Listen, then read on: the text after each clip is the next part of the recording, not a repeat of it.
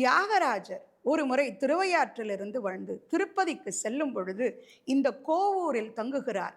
அங்கிருக்கும் முதலியார் வள்ளல் தன்மை கொண்டவர்.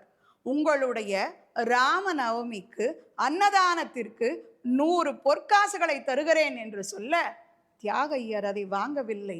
அவரது சிஷ்யர்கள் அதை வாங்கி ராமன் விக்கிரகத்திற்கு பின்னால் உள்ள பீடத்தில் வைத்து விடுகிறார்கள். இது இவருக்கு தெரியாது. இரவு திருப்பதி செல்லும் வழியில் ஒரு சத்திரத்தில் ராமனுக்கு லாலில் பாடி தூங்க வைத்து விட்டு இவர்கள் எல்லோரும் தூங்கிவிட்டனர். மறுநாள் காலையில் அவர்கள் இருவரும் ஆஜானுபாவமாக 6 அடிக்கு மேல் உடல் முழுதும் எண்ணெய் பூசிக்கொண்டு தியாகையரின் காலில் விழுகின்றனர். சாமி, நீ யாரு என்று கேட்க அவரோ, நீங்கள் இருவரும் யார் என்று கேட்கிறார்கள்.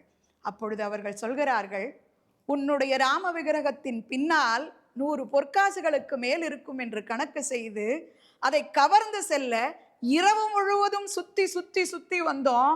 ஆனா எங்களுக்கும் மேல 7 அடிக்கு 2 பேரு அம்போடையும் வில்லோடையும் ஒன்ன சுத்தி சுத்தி காவல் காத்துக்கிட்டு நின்னா நான் எப்படிப்பா அந்த காசை திருடிட்டு போறதுன்னு நினைச்சேன்.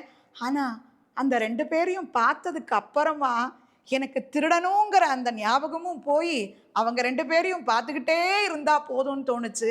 அவங்க யாருன்னு கேட்கறதுக்காக காலை வரையில் இங்கு உன்னை பார்க்க நின்றேன் என்று சொல்லும் பொழுது தியாகையரின் கண்களில் தார தாரையாக தண்ணீர்.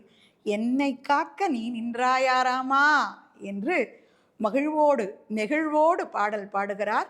அப்பேற்பட்ட மிகவும் இறைவன் பிரத்யட்சமாக இருக்கின்ற தலம் கோவூர்.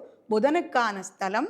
மாணவர்கள் இங்கிருக்கும் சுந்தரேஸ்வரரை வலம் வரும் பொழுது தனக்கான மதிப்பெண்களையும் தனக்கான புத்தியையும் கூர்மைப்படுத்திக் கொள்ளலாம் என்பது ஐதீகம்.